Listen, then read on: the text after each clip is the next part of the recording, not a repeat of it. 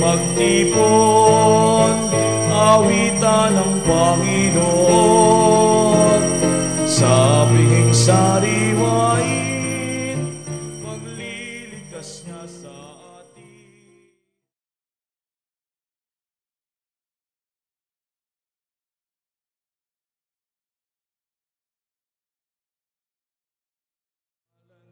Ay ating sambitin, paanong di tayo lingapin? Bayan muling magtipon, awitan ng Panginoon. Sa piging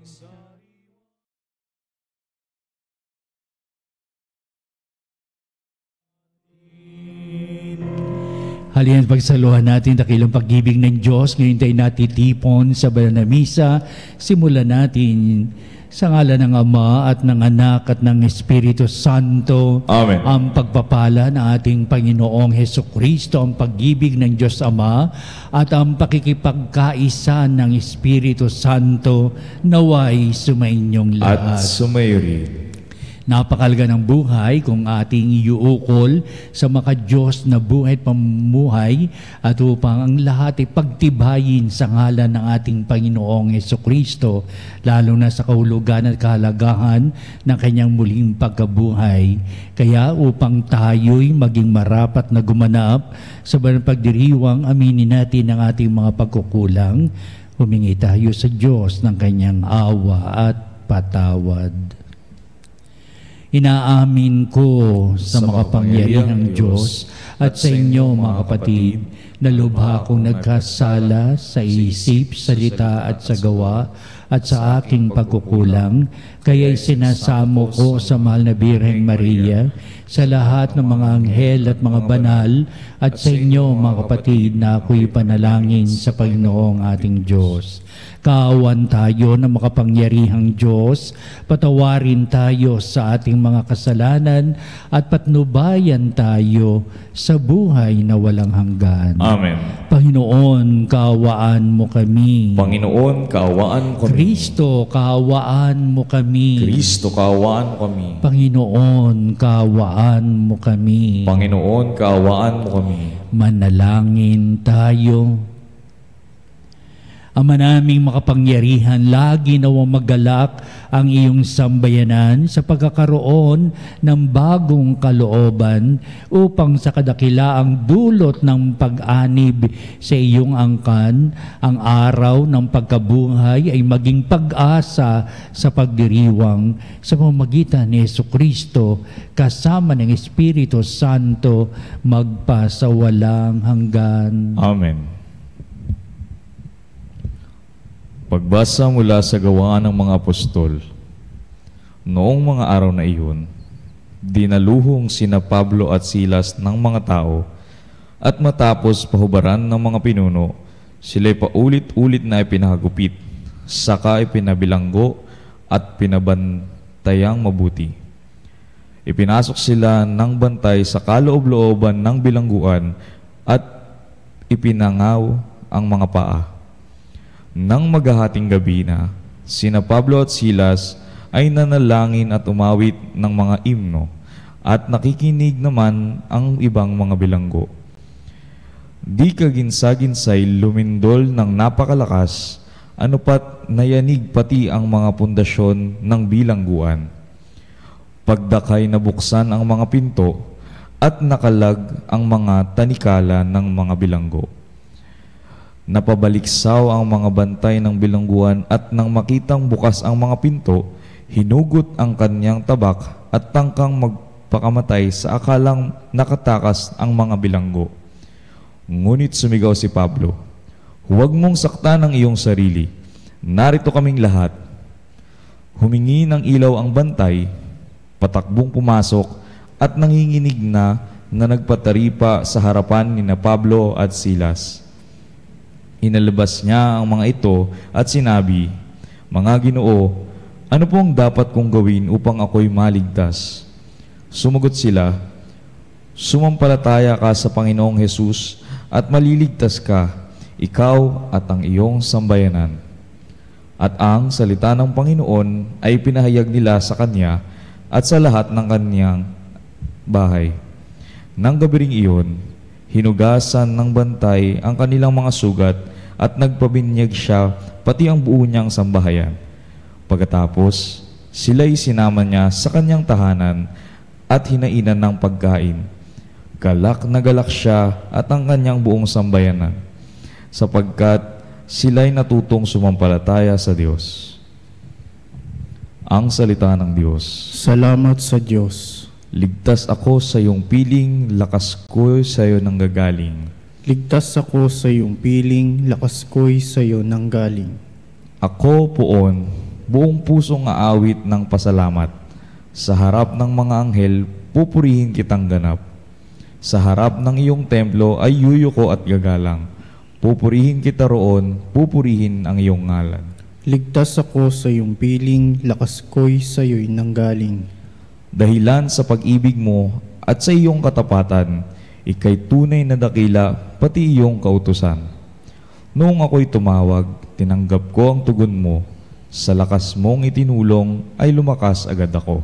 Ligtas ako sa iyong piling, lakas ko'y sa iyo nanggaling. Nahahandang harapin mo, mapupusok kong kaaway. Ligtas ako sa piling mo, sa lakas na iyong taglay.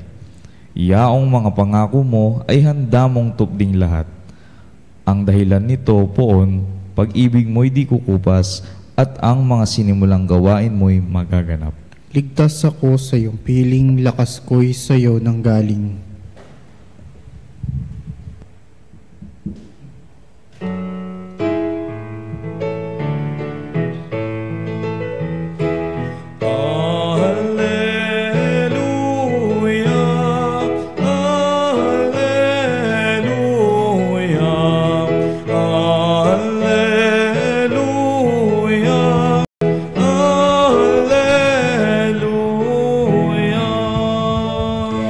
Sumainyo ang Panginoon At sumayo rin ang pagpapahayag sa Ebanghelyo ayon kay San Juan. papuri sa iyo, Panginoon. Noong panong yun, sinabi ni Jesus sa kanyang mga alagad, "Ngayoy paroroon na ako sa nagsugo sa akin. Wala isa man sa inyong nagtatanong sa akin kung saan ako pupunta. At ngayong sabihin ko sa inyo, natigib kayo ng kalungkutan, ngunit dapat ninyong malaman ang katotohanan. Ang pag-alis ko'y sa ikabubuti ninyo, sapagkat hindi paparito sa inyo ang patnubay kung hindi ako aalis. Ngunit kung aalis ako, susuguin ko siya sa inyo. Pagdating niya, ay kanyang patutunayan sa mga tao sa sanglibutan na mali ang pagkakakilala nila sa kasalanan at ipakikilala niya kung ano ang matuwid at kung ano ang kahatulan.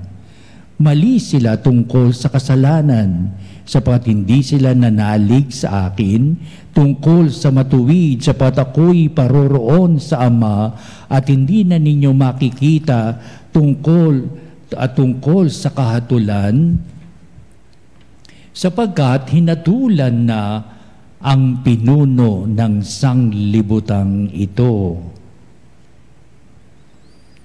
Ang mabuting balita ng ating kaligtasan. Pinupuri ka namin, Panginoong Hesukristo.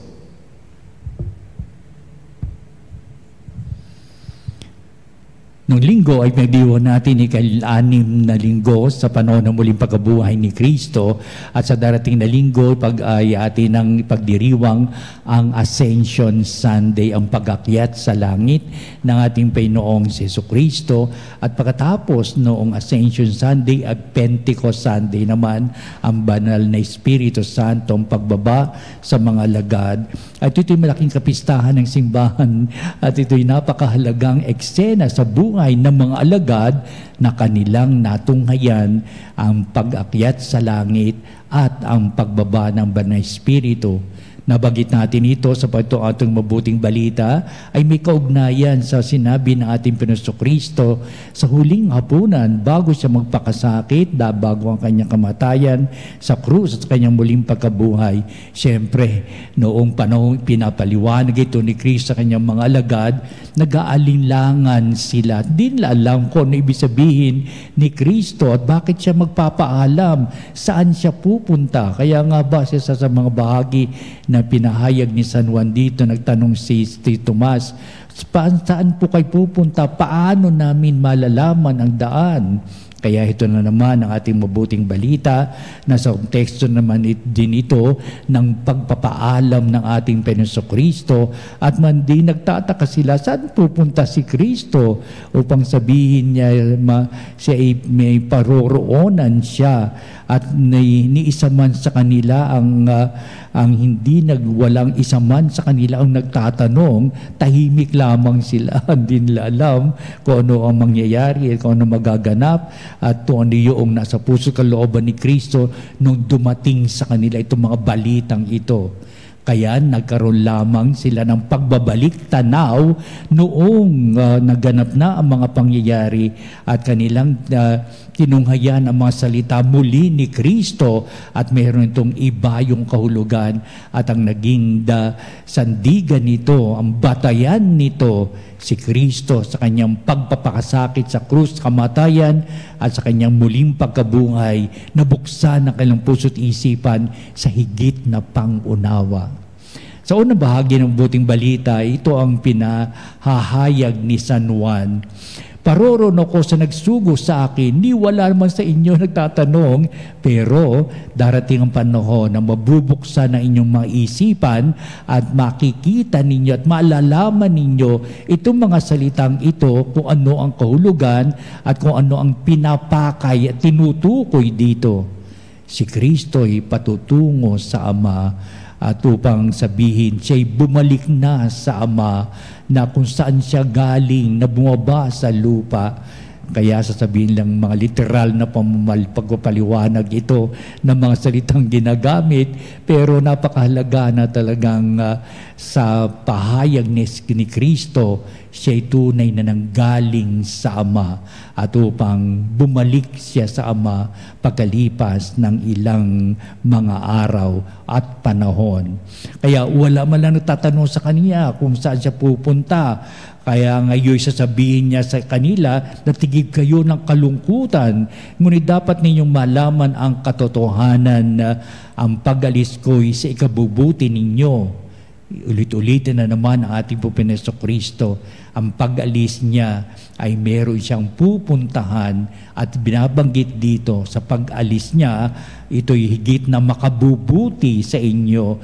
Heto ngayon ang pagpasok ng eksena ng banal na Espiritu Santo na tinaguriang ang patnubay ay darating, paparito sa inyo at ito ay magaganap lamang kung ako ay aalis. Para sasabihin ng ating Panginoong Kristo, paano darating ang patnubay sa inyo kung di ako aalis, kaya dapat ako ay umalis. Pero wala nakakaunawa sa kanya sa mga bagay nito, maliban na lamang na ito nagiging karanasan nila. Ano pat nang umalis si Kristo at ang tinaguri ang tongues of fire na bumaba sa mga alagad, na ibig sabihin doon nabuksan at may kaliwanagan na nilang naunawaan ang mga sinasabi ni Kristo na naganap sa huling hapunan nung si Kristo ay nagpapaalam na sa kanila. Aalis si Kristo, pero hindi kayo iiwang nangungulila sapagkat may patnubay, may banal Espiritu Santo na darating sa kanila. Kaya totoo nga, kaya doon nagalak ang mga alagad upang sabihin, totoo ang sinasabi ni Kristo. Ang kanyang mga salita ay hindi magkakabula. Ang kanyang mga paliwanag ay may saysay at kahulugan upang sabihin ang mga binitiwang salita ni Kristo ay nangangahulugan ng may buhay. Mahalaga ang buhay. Kaya ito ginawa natin kanina bago tayo magsimula ng banal na misa. Pinapahayag ni Kristo ang halaga ng buhay, ang kahulugan ng buhay, sapagkat may Espiritong magbibigay daan tungo dito. At ito nga sasabihin nating banal na Espiritu, wala iba kundi ang patnubay na gagabay sa mga alagad pagdating ng panahon. Pero ibig sabihin, wala na si Jesus, nakapiling nila, na nakikita nila, naririnig ang kanyang mga salita, at wala na si Kristo na kasama nila, si Kristo at ang mga alagad, pero ang Espiritu ni Kristo ang patuloy na mapakakapiling nila, at iyon ay tinaguri nilang itong patnubay na ito, ang Espiritu ng Diyos ang siyang gaganap ng kawalan ni Kristo. Wala na si Kristo. Kaya natin sabihin, physically, Jesus Christ was with them, and eventually after that, Jesus will no longer be with him. Pero ang mga alaala ng lumipas, mayroong papatnubay sa kanila, may gaganap ng ng tungkulin para maragdagan ang kanilang kaalaman at upang lalo yumabong ang kanilang buhay pananampalataya. Ang patnubay na ito na ipinadala ng Diyos ang siyang gaganap ng ganitong mga tungkulin, ganitong mga paalaala, ng ganitong posisyon sa buhay ng mga alagad. Ikalawa, pinapahayag sa mabuting balita anong kahulugan ng buhay kung wala ang banal na Espiritu Santo. Ano na kaya kung wala ang patnubay, paano mangyayari sa kanilang buhay? Sabi niya, kung ako'y aalis, susuguin ko siya sa inyo, at pagdating niya ay kanyang patutunayan sa mga tao ng sanglibutan na mali ang pagkakakilala nila sa kasalanan, sa kahatulan, at marami pa mga bagay. Ibig sabihin, mayroon ng direksyon ang buhay ng mga alagad sa kanilang pagbabalik tanaw sa mga salita ni Kristo. May kahulugan na ang kanilang tatahakin sa mga danilang kinabukasan. Doon nila makukita ang kaliwanagan tungkol sa kasalanan, tungkol sa kahatulan, tungkol sa maraming bagay na pinaliliwanag ni Kristo upang sabihin tama ang sinasabi ni Kristo. Pagdating ng panahon, mahigit nating maunawaan ang mga bagay na sa kasalukuyan ay meron tayong pag-aalinlangan. Alam ba ninyo nangyari? Patuloy na nagsasalisik ang mga alagad sa paggusto nilang saliksikin ang buong katotohanan. Pero darating katotohanan na iyan ang nila sinasalisik tama sa maraming pagdating ng panahon. At ito yung mga bagay na kanilang isinabuhay, na ipinaliwanag, sila mismo ang bigay saksi, at sila mismo ang nagpahayag sa mga tao sa susunod na mga henerasyon upang sabihin ang lahat ng mga bagay nito ay naganap sa ating mga pangunawa. Kundi manlubusan, unti-unting ipinapahayag ng patnubay na ito ang tungkol sa maraming katotohanan. Binagit pa nga rito tungkol sa kasalanan Kaya ibig sabihin, doon marirealize ng mga alagad, doon nila makikita ng lubusan ang tungkol sa kasalanan na hinihingi na kapatawaran. Doon nila lubos na makikita ang pagpapala ng Diyos sa kapatawaran ng mga kasalanan at sa maraming pagbabago ng buhay na magaganap sa mga tao. Ang huling bahagi ng ating mabuting balita ay may kahulugan na tagang ang mga bagay nito ay magaganap sa ilalim ng inyong mga karanasan sa buhay. Kaya the disciples, they became witnesses of everything about the life and the words and deeds of our Lord Jesus Christ. Kaya doon niya ipinahayag ang mga bagay nito sapagkat meron silang misyon na gagawin o palaganap ang aral ng mabuting balita. Pero hindi magaganap ito kung wala silang magiging saksi sa mismong kanilang buhay na ipinagkaloob ni Kristo nung siya'y nabubungay pa, lalong-lalo na ang mga mga dumating sa kanilang kaalaman sa pamamagitan ng patnubay. Kaya nabuo na ang kasaysayan sa sa mga pagkakilala, pagtanggap at pagbibigay halaga nitong mga alagad, at ang mga bagay nito ay isinalin sa lahat upang ang tagubilin ni Kristo, make disciples of all men, baptizing them in the name of the Father and of the Son and the Holy Spirit. Naganap na ang mga bagay na iyon. At ito tayo ngayon sa ating henerasyon. Tayo naging mga alagad sa sakramento ng binyag at kumpil. Inaalala natin ang mga alagad na handog ito na nasa saad sa mabuting balita, at naway maging daan din tayo pasusunod ng mga henerasyon. Tayong mga alagad ni Kristo ay isalin natin ang ganitong katotohanan sa buhay pananampalataya. Katulog natin ang Espiritu Santo upang maganap natin ang mga bagay na ito. Kaya dito sa pagdiriwang banal na misa, narito yung mga kahalagahan. Una, si Kristo ang kanyang panukala tungkol sa Diyos Ama, si Kristo at ang kanyang pinapahayag tungkol sa Banal na Espiritu, ang patnubay, lalong-lalo na pinakikita sa bawat pagdiriwang banal na misa. Tayo nabibilang sa isang angkan ng nananampalatayang tunay, at upang ito'y maging daan sa mga handog buhay pa sa susunod na henerasyon. Kaya ang banal na misa ngayon, bukas at sa pagdating ng panahon ay magkakaroon ng bisa at kahulugan at kahalagahan sa larangan na dakilang pag-ibig ng Diyos ngayon at magpasawalang hanggan. Amen. Oratio Imperata.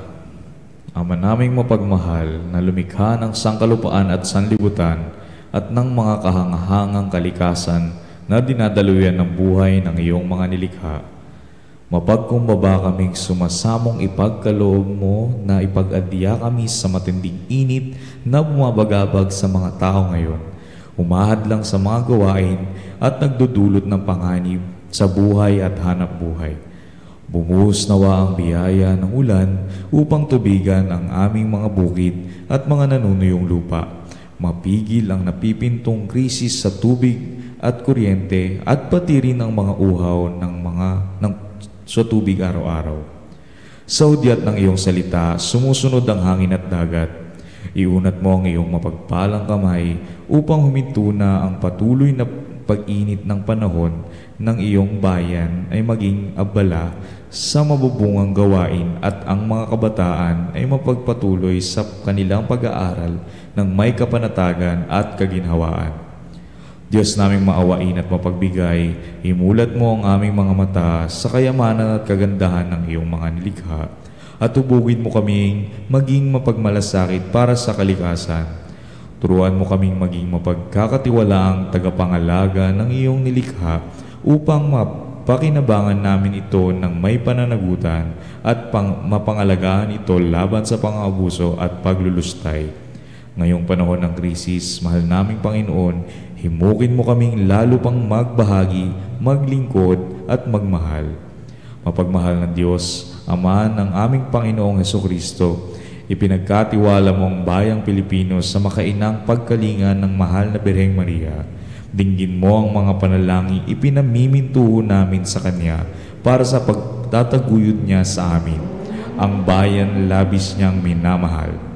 Hinihiling namin ito sa pamamagitan ng aming Panginoong Hesukristo na nabubuhay at naghahari kasama mo at ng Espiritu Santo magpasawalang hanggan. Amen. Mahal na Birhen ng Guadalupe, ipanalangin mo kami. Santa Rosa ng Lima, Ipanalangin mo kami. San Lorenzo Ruiz, Ipanalangin mo kami. San Pedro Calungsod, Ipanalangin mo kami.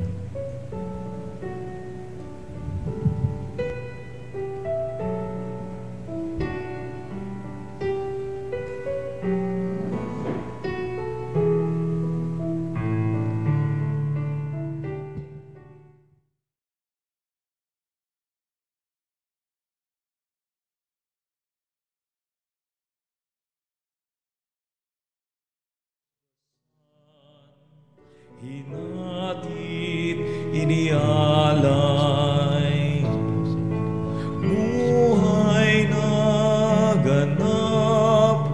sa aming kaloob.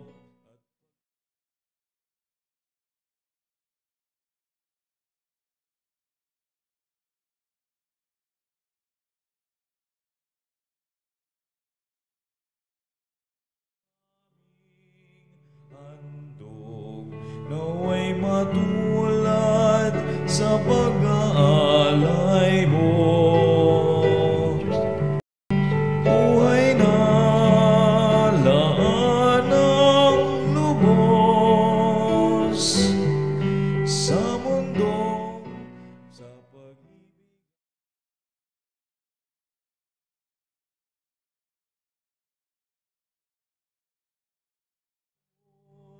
Ang tinapay ng Manalangin kayo mga kapatid, upang itong ating paghahain ay maging kalugod-lugod sa Diyos amang makapangyarihan. Tanggapin nawa ng Panginoon itong paghahain sa iyong mga kamay, sa kapurihan niya at karangalan sa ating kapakinabangan at sa buong sambayanan niyang banal. Ama naming lumikha, ipagkaloob mong kami ay laging magalak sa pagdiriwang ng Pasko ng pagkabuhay ng iyong anak, upang ginagawang patuloy na pagsagip sa amin ay maging sanhi ng aming ligayang walang maliw sa pamamagitan niya kasama ng Espiritu Santo magpasawalang hanggan. Amen. Sumainyo ang Panginoon. At sumayo rin. Itaas sa Diyos sa inyong puso at diwa. Itinaas na namin sa Panginoon. Pasalamatan natin ang Panginoong ating Diyos. Marapat na siya'y pasalamatan. Ama naming makapangyarihan, tuning ang marapat na ikaw ay aming pasalamatan, ngayong ipinagdiriwang ang paghahain ng Mesyas, Ama among tupa na tumubos sa aming lahat, sa paghahain ng sariling buhay at sa pagkabuhay na anak mong mahal, na buksang ganap ang iyong tahanan at kaming pinaghaharian mo'y naging kasambahay. Sa pagkamatay niya sa krus, nalupig ang kamatayan, sa kanyang pagkabuhay, naging buhay siya ng tanan. Kaya kaisa ng mga anghel nang sisiawit ng papuri sa iyo na walang humpay sa kalangitan, kami nagbubunyi sa iyong kadakilaan.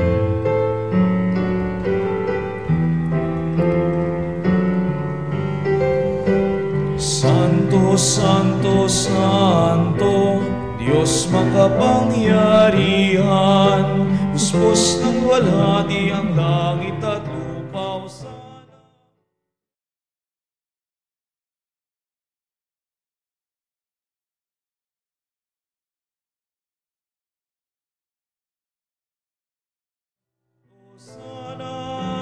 Hosana sa kaitaasan,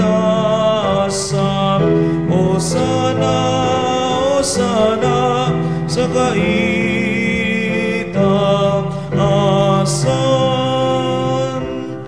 Ama naming banal, ikaw ang bukal ng tanang kabanalan, kaya't sa pamamagitan ng Espiritu mong banal ng mga kaloob na ito, upang para sa amin ay maging katawan at dugo ng aming Panginoong Hesukristo. Bago niya pagtiis ang kusang loob na maging handog, hinawakan niyang tinapay, pinasalamatan kanya, pinagati-hati niya yon, iniabot sa kanyang mga lagad at sinabi, "Tagapin niyong lahat ito at kanin, ito ang aking katawan na iyahandog para sa inyo."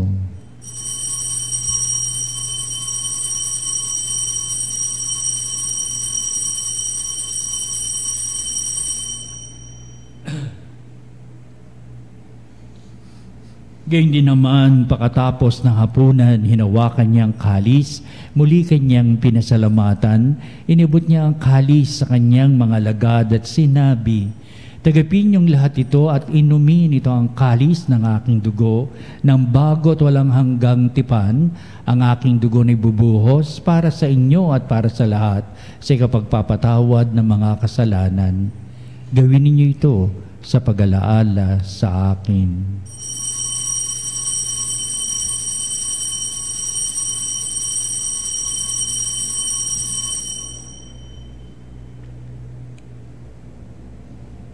Ipagbunyi natin ang misteryo ng pananampalataya.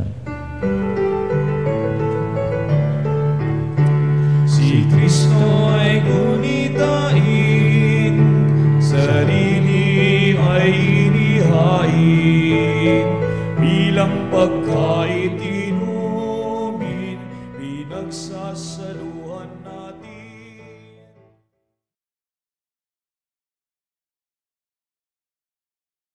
Hanggang sa siya'y dumating. Ama, ginagawa namin ngayon ang pag-alaala sa pangamatay at muling pagkabuhay ni anak. Kaya tinihali namin sa iyo ang tinapay bibigay buhay at ang kalis na nakakaloob ng kaligtasan. Kami nagpapasalamat dahil kami minarapat na tumayo sa harap mo para maglingkod sa iyo. Sinasamo namin kami magsalo-salo sa katawan, dugo ni Kristo ay mabuklod sa pagkakaisa sa pamamagitan ng Espiritu Santo. Amalingapi mo yung simbahang laganap sa buong daigdig, puspusin mo kami sa pag-ibig. Kaysa ni Francis na aming Santo Papa, si Onesto na aming Obispo at ng Tanang Kaparian. Alalahanin mo rin ang aming mga kapatid na nahimlay na may pag-asang sila'y muling mabubuhay, gayon din ang lahat ng mga pumanaw. Kaawaan mo sila at patuloyin sa iyong kaliwanagan. Kaawan mo at pakindapatin kaming lahat na makasalo sa iyong buhay na walang wakas, kaisa na mahal na Birheng Maria, Ina ng Diyos, si San Jose na kanyang dakilang kabiyak ng puso, at ang lahat ng mga apostol at mga banal na namuhay dito sa daigdig ng kalugod-lugod sa iyo.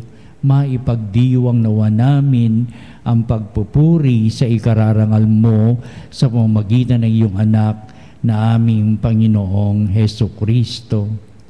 Sa pamamagitan ni Kristo, kasama niya at sa Kanya, o Diyos Amang makapangyarihan, ikaw ay pinupuri at ipinagdarangal, kaisa ng Espiritu Santo, magpasawalang hanggan.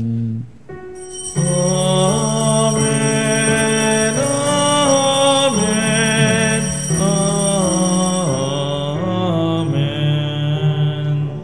Banal Espiritong nagbigay daan sa lalong makahulugang buhay sa pagpapala, halina at pagsaluhan natin, awitin natin ang Ama namin.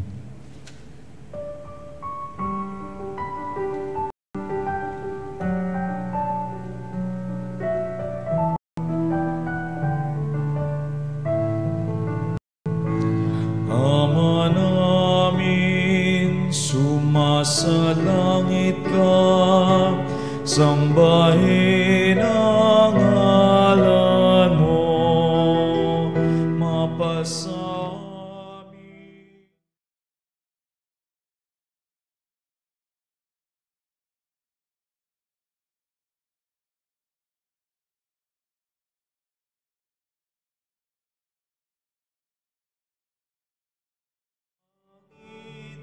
Bigyan mo po kami ngayon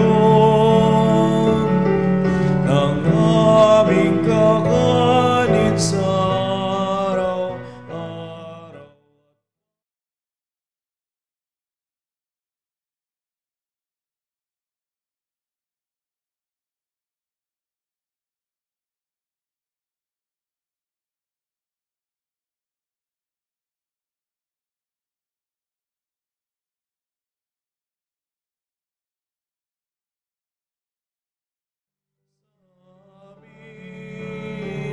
At huwag mo kaming ipahintulot sa tukso,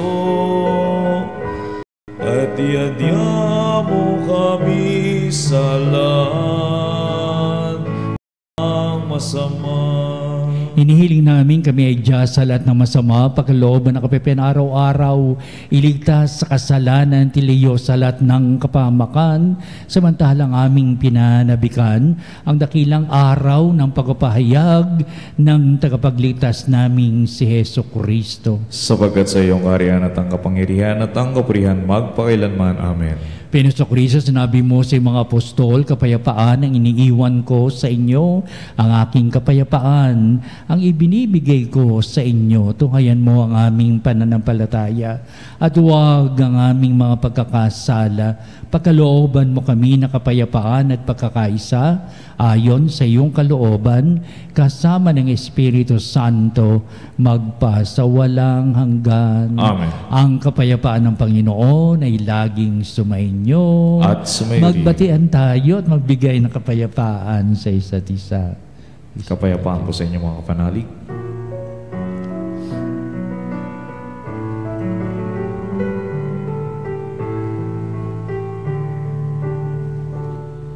Kordero ng Diyos na nag-aalis ng mga kasalanan ng sanlibutan, maawa ka sa amin.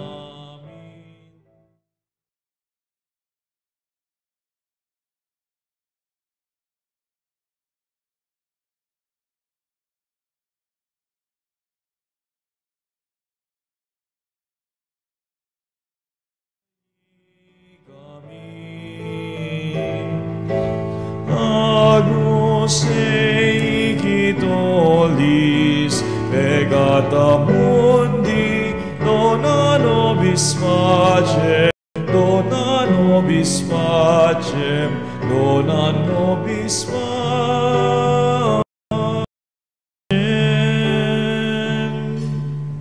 Tungayan natin ang ating Panginoong si Jesucristo, ang dakilang pag-ibig ng Ama, siya na nag-aalis ng mga kasalanan ng sanglibutan, mapalad na matinatawag sa piging ng Kordero. Panginoon, hindi ako karapat dapat na magpatuloy sa iyo, ngunit sa isang salita mo lamang ay gagaling na ako.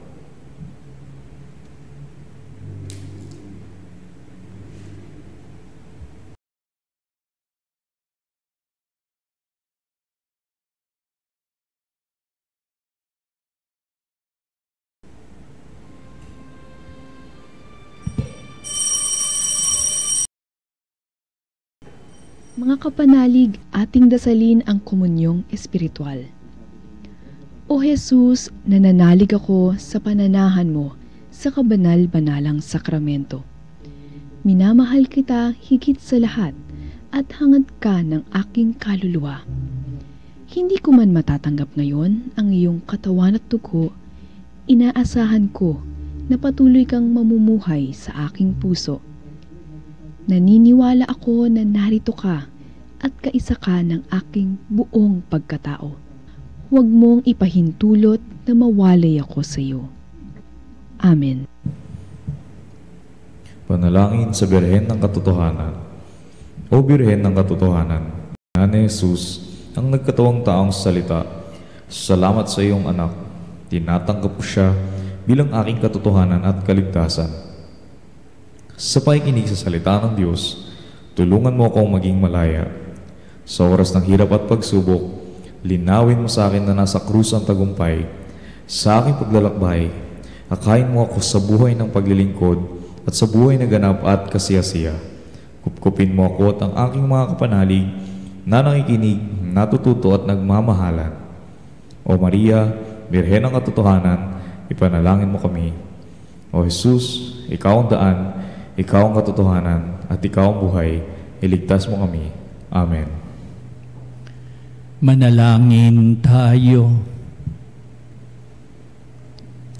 Ama naming mapagmahal, ang aming mga pagluhog ay iyong pakinggan para sa pagkakamit ng iyong tulong sa amin araw-araw at para sa pagkakaloob ng ligayang walang katapusan na pawang idinudulot ng banal na pakikinabang sa pagdiriwang ng pagpapalitan ng iyong bigay at aming alay sa pamamagitan ni Jesucristo kasama ng Espiritu Santo magpasawalang hanggan. Amen. Susunod po natin ang pagtatanghal sa kabarbanalang sakramento sa ating pagtatanod, kalakipang ating panalangin.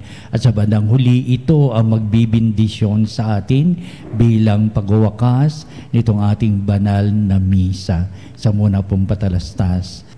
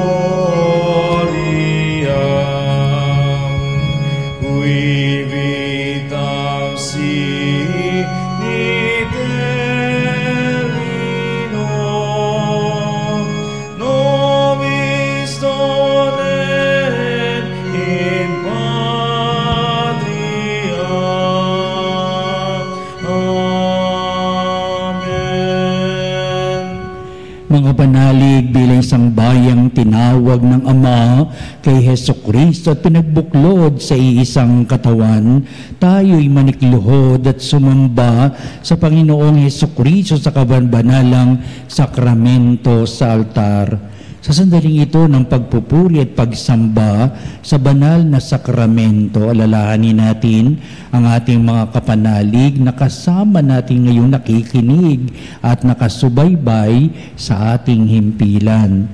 Higit sa lahat ang ating mga may sakit at ang mga nakaratay sa banig ng karamdaman, ang mga sa paggamutan at kanilang tahanan, at ang lahat na tanging sa Diyos lamang umaasa ng kagalingan. Gayun din, panalangin natin ang mga nanghihinaan sa kanilang pananampalataya, ang mga nakararanas na matinding kalungkutan, takot at pangamba, ang mga nawawala ng pag-asa at lakas ng kalooban. O Diyos, halina at kami tulungan. O Panginoon, magmadali ka sa iyong pagdamay. Papuri sa Ama at sa Anak at sa Espiritu Santo. Kapara noong una, ngayon at magpasawalang hanggan. Amen. Purihin ang makapangyarihang Ama na nagsugo sa kanyang bugtong na anak upang tayo'y maipagkasundo sa Kanya. Pinupuri ka namin ngayon at kailanman. Purihin ang Panginoong Hesukristo, ang Kordero ng Diyos na nag-alay ng kanyang katawan at dugo bilang pagtubos sa sala ng tanan. Pinupuri ka namin ngayon at kailanman. Purihin ang banal na Espiritu, ang Panginoong nagpapabanal na pumupuspos at nagbibigay kagalingan sa lahat. Pinupuri ka namin ngayon at kailanman.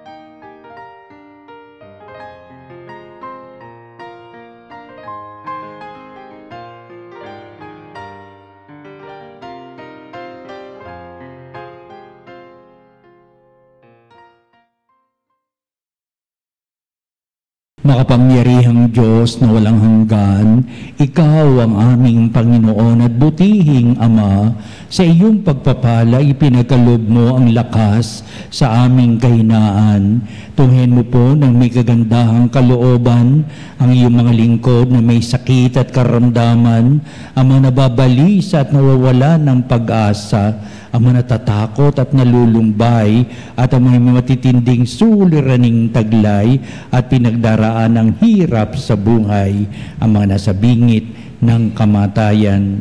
Pagalingin at aliwin mo po sila sa kanilang mga karamdaman at ibalik sa kalusugan at kapanatagan ng kalooban upang mabatid nila ang iyong mga kabutihan at sila'y magpasalamat sa iyong banal na pangalan. Hinihiling namin ito sa pamamagitan ni Kristo ang ating Panginoon. Amen. Panginoon, nagsusumamo kaming dalawin ang tahanang ito at alisin mula rito ang lahat na mapanirang kapangyarihan ng kaaway. Mananawa rito ang iyong mga anghel at banal upang panatilihin kami sa kapayapaan at sumaamin nawang lagi ang iyong pagpapala. Hiniling namin ito sa pamamagitan ni Kristong ating Panginoon. Amen. Gawaran nawa tayo ng makapangyarihang Diyos ng kapanatagan ng kalooban at mapayapang buhay. Amen.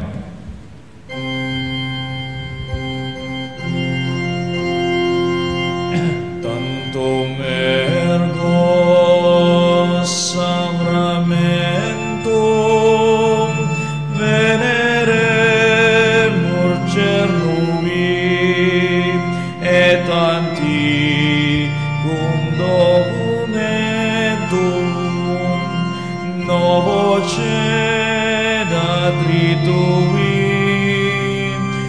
Rested fides supplementum sensum defectum genitori genitoque lauset jubilatio salus honor virtus quoque sit et benedictio procedenti ab utroque comparsit laudatio. Amen. Amen. Panem Dei cielo, prestatisti eiis. Omne delectamentum inseabentem. Oremus. Deus, qui nobis sub sacramento mirabili, passiones tui memoriam reliquisti, tribue quesimus, idonus corporis et sanguinis, tui sacra mysteria venerari, ut redemptiones tui fructum, in nobis iuditor sensiamus, qui vives et reinas in saecula saeculorum. Amen.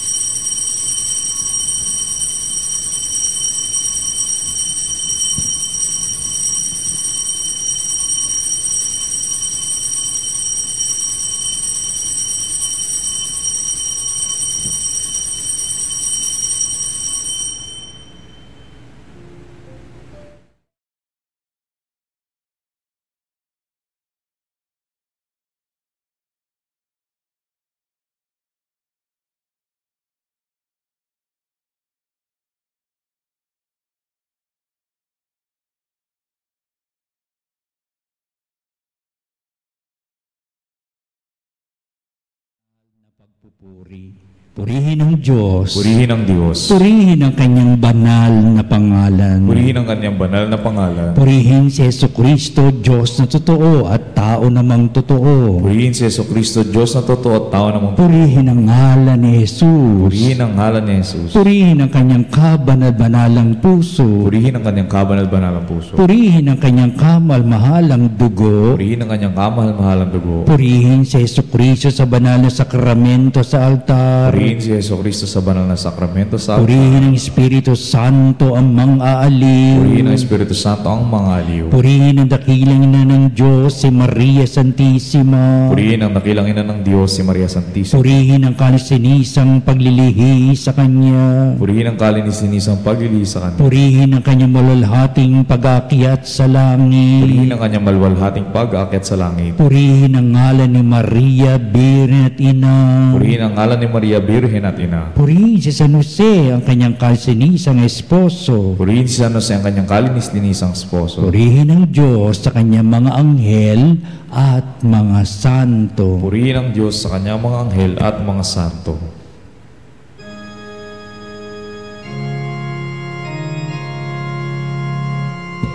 O Sacrament